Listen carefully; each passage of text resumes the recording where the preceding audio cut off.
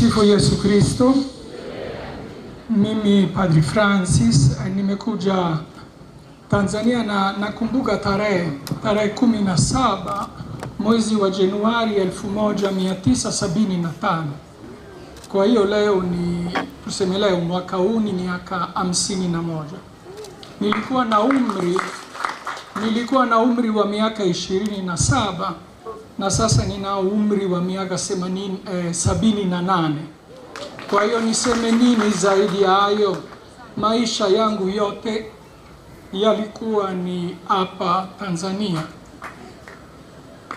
Kwa kweli nimejisikia kama nyumbani tangu mwanzo. Kwa kweli mtu anaweza kusema kuenda toka nchi moja kama Ulaya kwenda katika nchi kama Afrika, sijui atafanya nini, sijui atajisikia namna gani, sijui ataishi namna gani.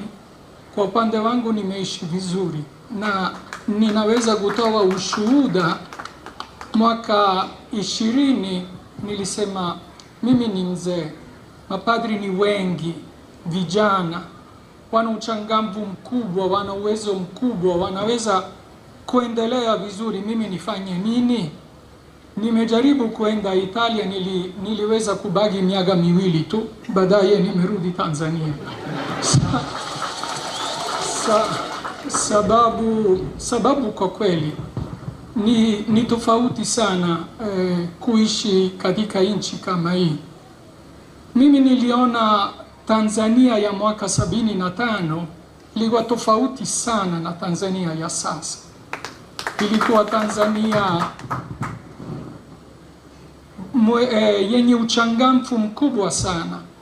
Kulikuwa miaka michache tu baada ya uhuru, watu walijisikia kwa kweli wana jukumu la kujenga taifa.